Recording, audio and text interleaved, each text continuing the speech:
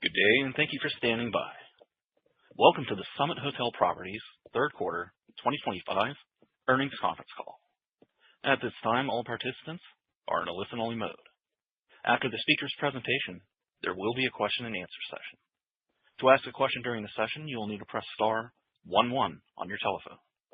You will then hear an automated message advising your hand is raised. To withdraw your question, please press star 11 again.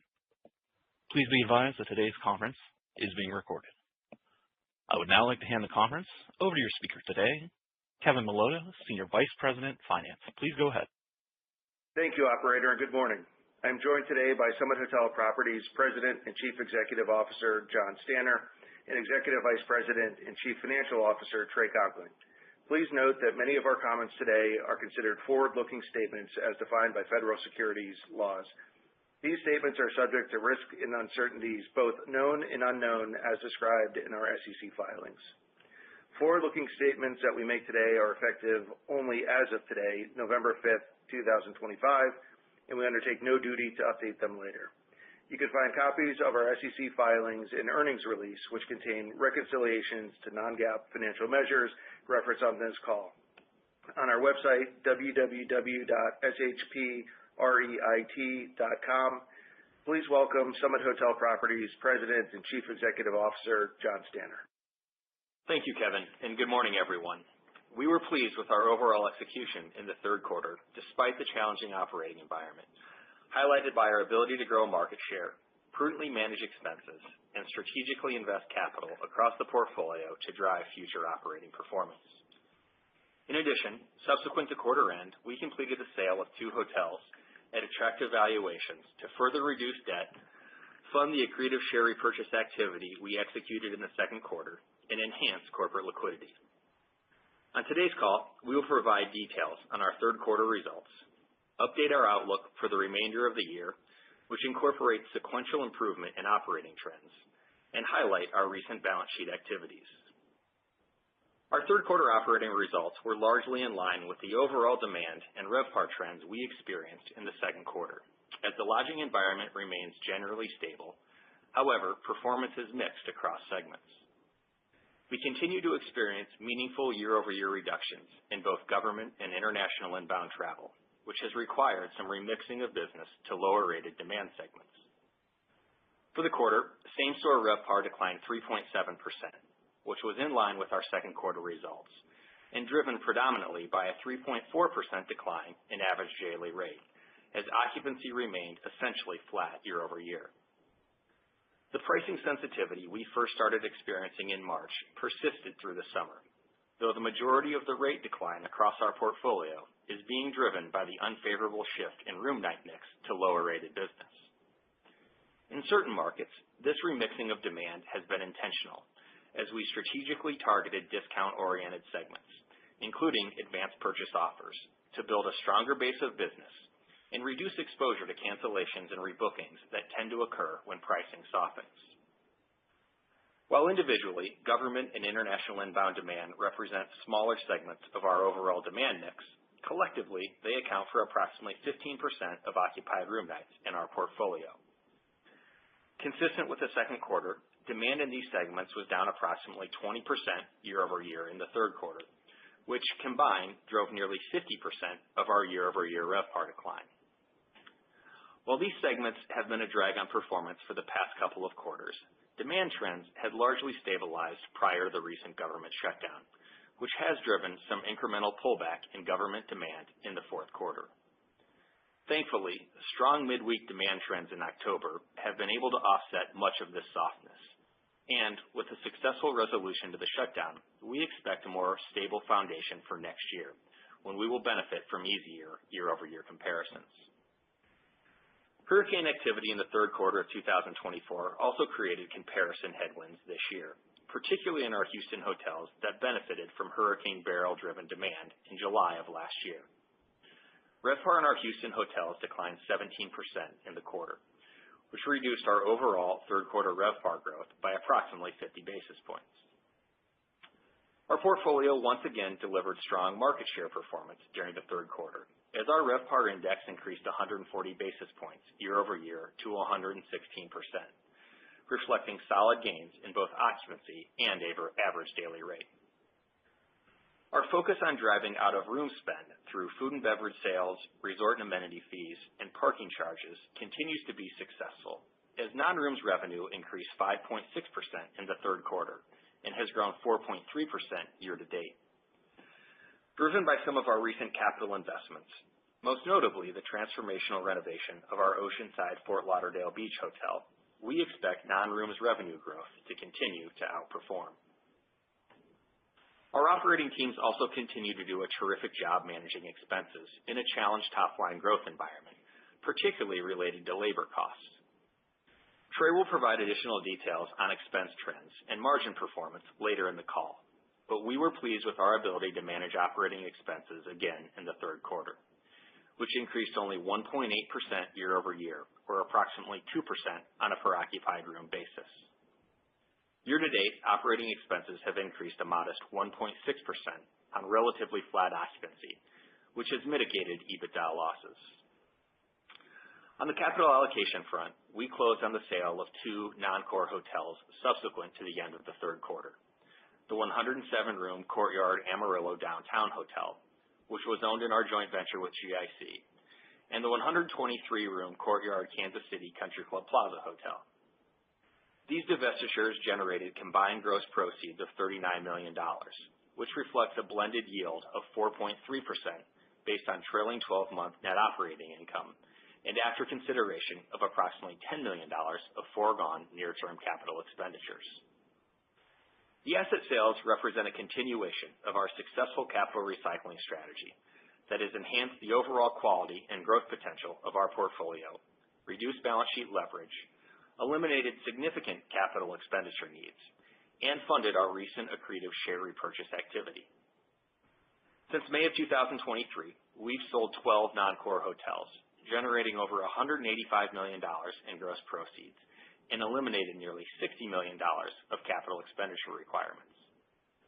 On a blended basis, the assets were sold at a 4.5% net operating income capitalization rate, and it had a combined RevPAR of $85, which represents a 30% discount to the remaining portfolio. Over that same time period, we've acquired 4 hotels for approximately $140 million, with a trailing 12-month NOI yield of 8.5%, including required near-term capital needs. The blended RevPAR of our acquisition portfolio was $143 at the time of purchase, which represents nearly a 20% premium to the current pro forma portfolio. In addition, these assets were all acquired within our joint venture with GIC, which produces asset management fees that further enhance our return profile. As I alluded to in the opening, our outlook for the fourth quarter incorporates sequential improvement in operating trends compared to the second and third quarters of this year. As we shift out of the leisure-heavy summer travel months, we are benefiting from relatively stronger business transient trends, which have helped to drive midweek RevPAR growth, particularly in key urban markets. Fourth quarter pace for our pro forma portfolio is tracking approximately 2.5% behind last year, which notably incorporates several difficult special event comparisons that benefited the fourth quarter of 2024, and incremental headwinds driven by the government shutdown.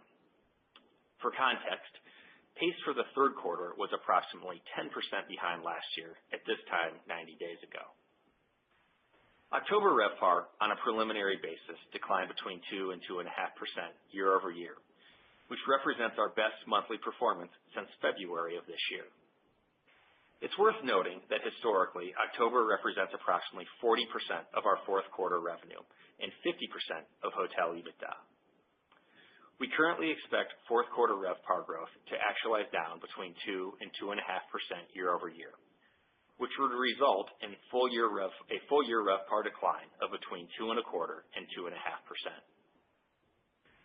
These expectations should be caveated by the uncertainty created by the U.S. government shutdown.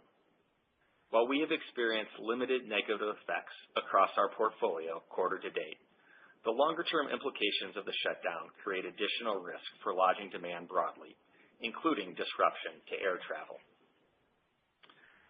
Looking ahead to 2026, we believe the setup is more favorable than it has been in the past several years. Industry expectations remain low, and year-over-year comparisons for government travel ease significantly after March 1st. In addition, the 2026 World Cup is expected to create robust demand in several of our key Sunbelt and Gateway markets, providing a unique tailwind in June and July next year, as we have exposure to 6 host markets, which will feature nearly 60% of the matches to be held in the U.S. Finally, we continue to emphasize the benefits that the cumulative effect of the lack of new hotel supply growth will have on industry fundamentals. With construction and financing costs still elevated, we expect this constrained supply environment to persist, supporting healthy future supply-demand dynamics across our markets. In summary, we remain optimistic on the outlook for our industry generally, and Summit more specifically. The progress we have made on several of our key strategic initiatives over the past several quarters has enhanced our portfolio, strengthened our balance sheet, and created meaningful embedded future earnings growth as demand trends normalize. With that, I will turn the call over to Trey to discuss our financial and operating results, recent capital markets activities, and guidance in more detail. Thanks, John, and good morning, everyone. Third quarter same-store RevPAR declined 3.7% year-over-year, driven primarily by average daily rate declining 3.4%, as reductions in inbound international travel and government demand resulted in a shift in our room night mix to lower-rated segments. Third quarter adjusted EBITDA was $39.3 million, and adjusted FFO was $21.3 million, or 17 cents per share, as the company continues to benefit from lower interest expense and a lower share count resulting from our accretive share repurchases consummated in the second quarter. From a market perspective, Summit has significant exposure to 3 of the 5 top 25 U.S. markets that generated positive RevPAR growth in the third quarter: Chicago, San Francisco, and Orlando, where we own 7 hotels in total. Chicago generated strong growth despite the difficult comparison to last year's Democratic National Convention, as a solid convention calendar and multiple special events resulted in 8% ADR growth for the quarter. We expect that Chicago will continue to outperform as it has done all year. Orlando remains a standout performer, supported by robust leisure demand and the continued strength of the theme park ecosystem. The recent opening of Universal's highly anticipated Epic Universe Park is driving increased visitation among both new and repeat visitors, a trend we expect to continue for the foreseeable future. Combined with a robust convention calendar and recent renovations at 2 of our Orlando hotels, we anticipate 2026 to be a strong year for our Orlando portfolio, supported by a healthy balance of leisure and group demand. In San Francisco, hotel performance continues to benefit from ongoing public and private efforts to enhance the city's overall environment and improve traveler perception.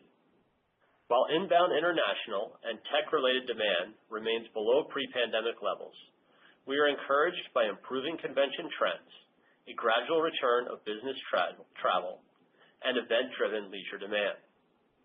We expect these trends to continue into the fourth quarter, which will see outsized RevPAR growth given the calendar shift of the Dreamforce citywide event. Our newly renovated Hilton Garden Inn Milpitas also continues to perform well, reflecting ongoing momentum in corporate transient demand, particularly from technology sector accounts concentrated in the Silicon Valley submarket. Finally, our Nashville hotels delivered a very strong third quarter, with RevPAR increasing by over 6% on the strength of an 11% increase in ADR. This significantly outperformed the overall market, for which RevPAR declined nearly 4% year-over-year, and reflects the positive momentum created from renewed revenue strategies at our 2 hotels in the market. Food and beverage and other non-rooms revenue outperformed in the third quarter, with same-store revenue growth of 5.9% and 5.5% respectively. Food and beverage revenue continues to benefit from the reconcepted bar and restaurant offering at the Oceanside Fort Lauderdale Beach, our recently introduced pay-for-breakfast program at certain hotels, and other ongoing initiatives to drive better breakfast and beverage sales. Other non-rooms revenue was driven by strong growth in resort and amenity fees, as well as parking income.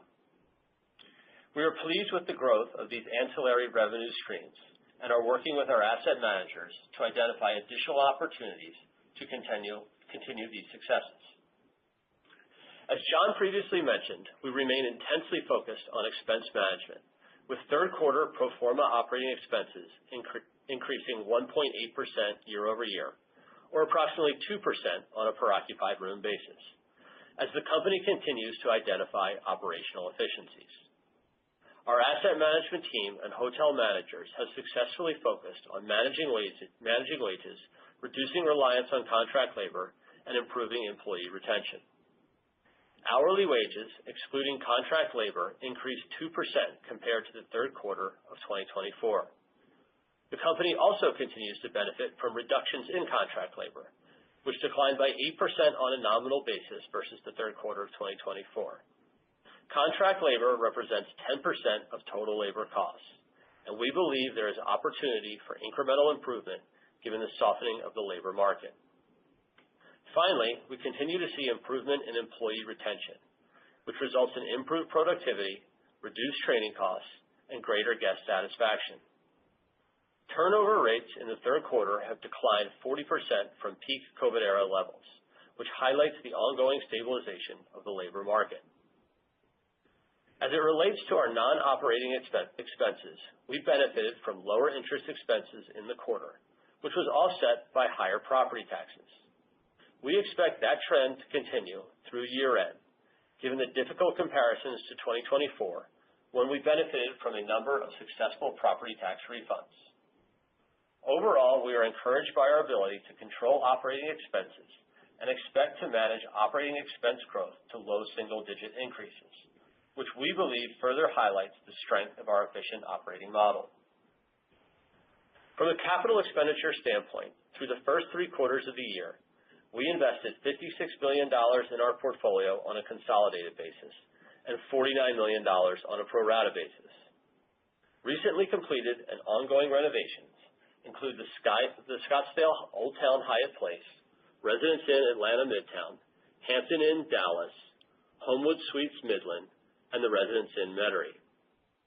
It is worth noting that over the past 3 years, we have invested over $260 million in capital expenditures on a consolidated basis, as we are committed to maintaining a best-in-class portfolio.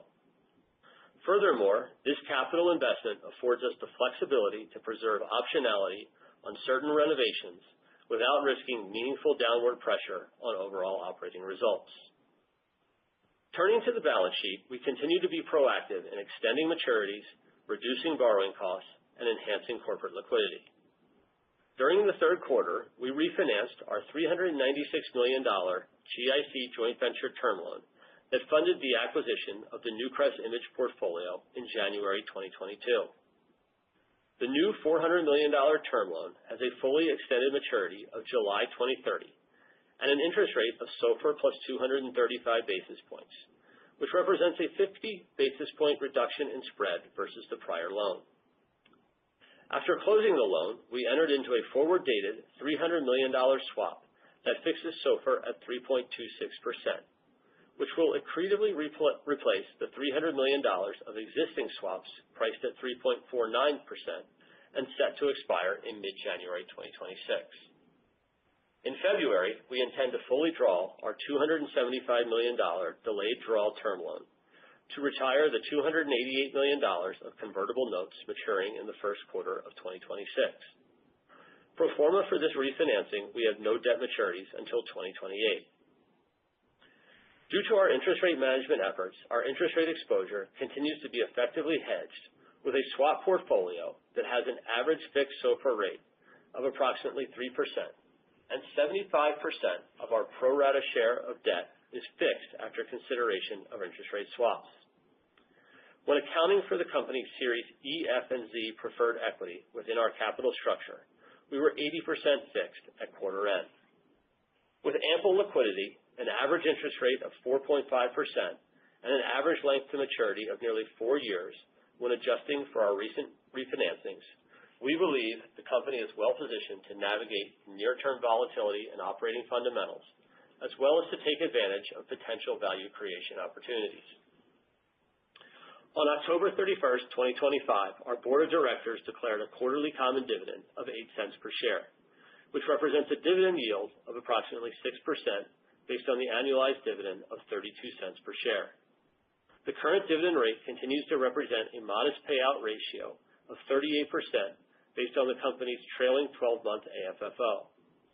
The company continues to prioritize striking an appropriate balance between returning capital to shareholders, investing in our portfolio, reducing corporate leverage, and maintaining liquidity for future growth opportunities. While we remain confident in the long-term fundamentals in our portfolio, near-term results are being negatively affected by increased price sensitivity and continued macroeconomic volatility. We currently expect fourth quarter 2025 RevPAR to range from -2% to -2.5% as operating trends demonstrate sequential improvement from the second and third quarters of this year. Operating expense growth is expected to range from 1.5% to 2% for the full year.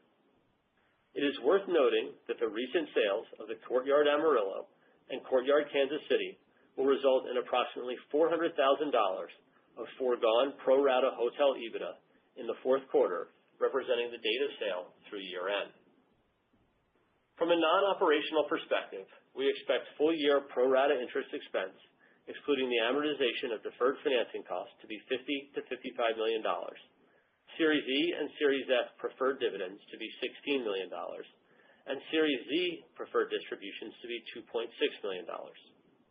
From a capital expenditure perspective, we are targeting a full-year 2025 spend of $60 to $65 million on a pro rata basis. The previously referenced non-operational estimates do not include any additional acquisition, disposition, or capital markets refinancing activity beyond what we have discussed today. Finally, the GIC joint venture results in net fee income payable to Summit, covering approximately 15% of annual pro rata cash corporate G&A expense, excluding any promote distributions Summit may earn during the year. And with that, we will open the call to your questions. As a reminder, to ask a question, please press star 11 on your telephone and wait for your name to be announced. To withdraw your question, please press star 11 again.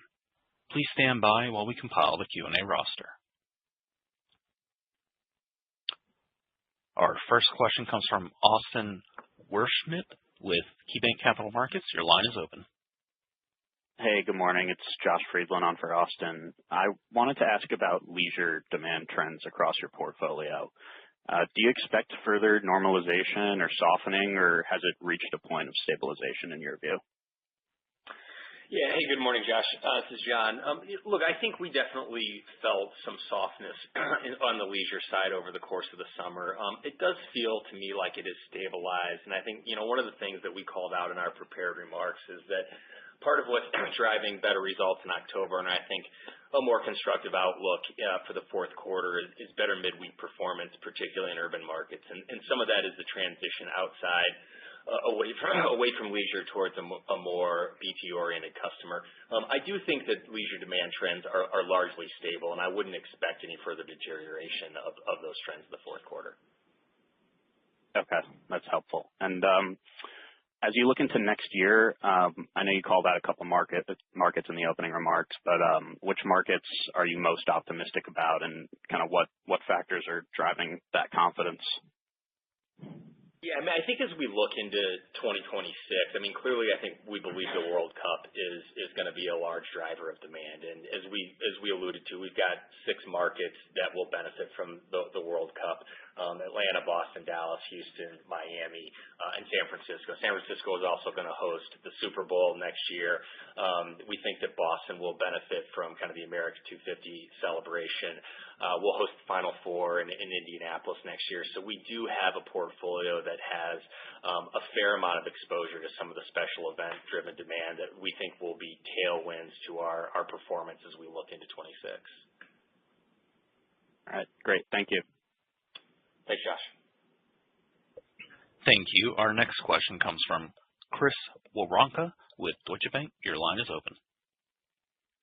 Hey, good morning, guys. Thanks for taking the questions. I guess my first question was kind of related to government, and I guess you'd say government adjacent or government contract. Can you give us a sense, how does that, what are the booking windows on that? What does the pricing look like versus kind of your, I guess you just want to call it blended portfolio or, corporate, whatever you use the best comp for? Just trying to, square up how that's going to, when things open up again, is how immediate and how significantly you might feel the impact on the upside. Yeah, look, government, the answer on rate is really a market-specific question. And so, there are certain markets where per diem rates are really attractive and we take as much business, as much of that business as we can take. There are other markets where it ends up getting yielded out when you've got stronger demand. I'd say overall, our government rates are attractive, and I don't think that the booking window from a transient perspective is any different than the other transient, the rest of our portfolio's transient window, and I would say the same thing on the group side. I think what's important to point out is it's really the pullback in demand more than it is the pricing dynamics that are forcing this remixing. And so when you look at channel mix or you look at segmentation mix, what you're seeing in the second and third quarter is a heavier emphasis and more business being driven through discounted channels. And some of that is being driven by, again, the lack of demand we've seen from government and international inbound demand. Those two, we said this in the prepared remarks, but those two segments have accounted for about half of our RevPAR reduction year over year. And so it's not only did we lose the demand, but it's forcing this remixing of business towards more discounted channels. And again, that's putting some pressure on rates year over year. Okay. Thanks, John. And then if you think about World Cup next year, I mean, we understand that a lot of the negotiations are already done. Hotels are booked or soft booked in these markets, pretty full. You guys have 6 markets, I think 20 some hotels. Is there any way, how are you guys thinking internally about the, I guess, RevPAR uplift from that? But also, I think on the other side, we've also heard that, FIFA requires pretty loose cancellation policies. And then, there's kind of the debate about what happens in a market before and after the matches come through. So just how are you kind of constructing that internally in terms of, potential upside and how much you might underwrite when you give us your initial guidance in, I guess, February or March? Yeah, look, I think the first thing I would say is we do expect, a really nice lift in many of these markets from the demand that's created. Obviously, there's uncertainty on who's going to be playing and in which markets. And so that will feed into some of our revenue management strategies around the event. And similar to how we've handled Super Bowls in the past, what we often will do is we'll create a base layer of group demand. I'll give you an example. In Dallas, it's going to be the media headquarters for the event, and we've got 4 hotels, really proximate to the convention center in downtown Dallas. We'll be able to layer in a base layer of group demand around that event that will insulate us a little bit around who's playing and what games there are. I think without question, you're going to see pretty significant lift in all of these markets in and around the games and in and around kind of all the pregame festivities. There certainly could be some demand patterns that change depending on who's playing. And so we're going to want to revenue manage around those dynamics. And part of that strategy is going to be based on creating a base layer of demand that's in-house prior to getting closer to the actual matches. I want to be careful around trying to quantify what we think that lift is. We're obviously going through our budget process now, other than to say, again, we think the setup in those 6 markets where we do have meaningful exposure is going to be meaningful for us next year. Okay, fair enough. Thanks for all the color, John. Appreciate it. All right, thanks, Chris. Thank you. As a reminder, to ask a question, please press star 11 on your telephone. Again, that is star 11 to ask a question. Our next question comes from Michael Bellisario with Baird. Your line is open. Thanks. Good morning, guys. Good morning, Mike. John, can we dig into business transient in October? Maybe just more specifically, any commentary or color about Tuesday, Wednesday nights, the rate or occupancy pickup? And then also commentary on November and November pace, what you're seeing so far looking out 30 days. That'd be helpful. Yeah, sure. Look, as we said before, despite the fact that there's been some incremental demand challenges on the government side related to the shutdown, our October results, are going to finish, between 2 and 2.5% down year over year, which is a sequential improvement from what we saw really all through the third quarter. A lot of that, as you alluded to, Mike, is driven by the strength of midweek demand. And if I isolate Tuesdays and Wednesday nights and just look at occupancies and RevPARs year over year, we've actually inflected positively in October, and we were running down, 200 or 300 basis points in both the second and third quarter. So there are some really positive demand trends. A lot of that is really driven by our urban markets, and again, I think speaks to at least the relative strength of business transient travel. As it relates to November, and Ken, I'll talk about fourth quarter pace more generally. Our pace for the quarter is tracking about 2.5% behind last year. It's fairly evenly balanced between November and December. I'd highlight a couple of things, some of which we highlighted in our prepared remarks. October represents about half of our EBITDA for the quarter, so a lot of our quarter has been baked with what has been, again, a relatively more positive October, but we are seeing kind of stability of demand patterns and better pacing trends than we have seen over the last several quarters. When I think about what 2.5% means with 60 days left in the quarter, if I go back and look at where we sat 90 days ago for the third quarter, we were down about 10% in pace, and actualized, obviously, plus or minus 4% for the quarter. So we are much less reliant on in the quarter for the quarter pickup and in the month for the month pickup in the fourth quarter than we were, again, 90 days ago. Okay, that's helpful. And then just switching gears in terms of transactions and the balance sheet, just remind us of your near-term capital allocation priorities, maybe how many assets are left to be sold, what are the parameters for buybacks, and then maybe when you think about being even more aggressive on the asset sale front. And that's all for me. Thanks. Sure. Yeah. Well, look, we're pleased with how we've been able to recycle capital, and I think the two assets that we sold in October, further demonstrate our ability to be, really strategic, but also tactical in how we've gone about asset dispositions. Over the last couple of years, we've sold 12 assets. We're doing it, mostly onesie twosies, where we're finding the right, often local owner operator that has been a little bit less yield sensitive, and so we've been able to transact at yields that are sub 5% yields. We've obviously eliminated a lot of capital that was going to need to go into those assets. That has been kind of a common thread that's been consistent across all of those dispositions. There will always be more. There will always be assets in our portfolio that we believe it will be time to recycle that capital into something that's a higher and better use. We've done that really historically since the company has gone public, as we've been a very active recycler of assets, and I think you should expect that to continue as we get into 2026. As you alluded to, from a share repurchase perspective, obviously we're very pleased with the execution of where we bought the shares back in the second quarter. The stock's up 20+% since we bought those shares back. We were clearly very focused on getting the asset sales closed in October, but it is nice to have that tool available to us for periods where there's more meaningful dislocations in the equity. Thank you. Thank you. Our next question comes from RJ Milligan with Raymond James. Your line is open. Thanks. Good morning, guys. John, I wanted to follow up on your comments just now about continued portfolio recycling. Just curious, how much is left to sell or to recycle through, and can you maybe provide a little bit more color on the asset sales in the quarter and what the buyer pool looks like and the buyer pool expectations for 2026?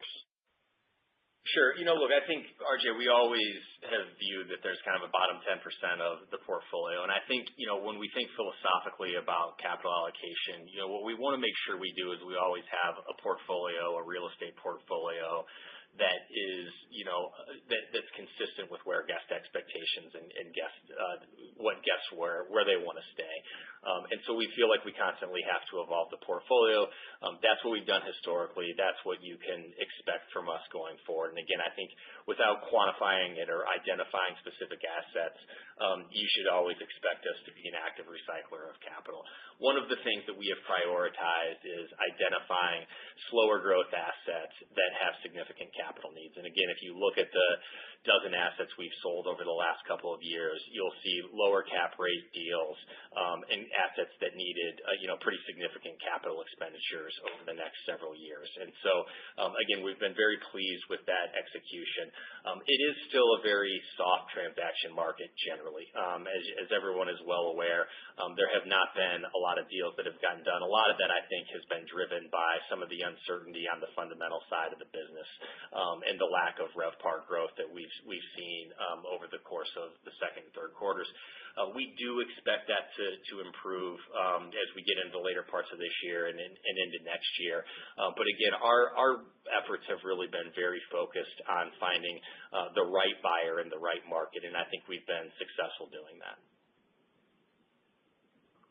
That's helpful. And then a follow-up on, I may have missed this, but clearly government and government-related demand was low post-Liberation Day, but I'm curious if you could quantify what the impact was in October with the incremental government shutdown and how much that contributed. Yeah, government has been running down about 20% year over year, really since Liberation Day. Our October numbers are down more than that. They're probably down 30% year over year, plus or minus in October.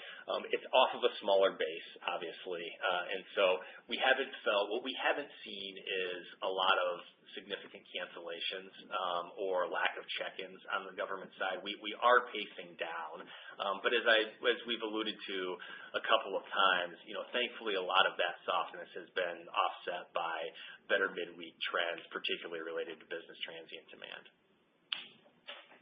That's helpful. Thanks, guys. Great. Thanks, RJ. Thank you. I'm showing no further questions at this time. I would now like to turn it back to John Stanner for closing remarks. Well, thank you all for joining us this morning. We'll look forward to seeing many of you at the various industry conferences we have scheduled for later this year. Hope you have a nice day. Thank you. This concludes today's conference call. Thank you for participating. You may now disconnect.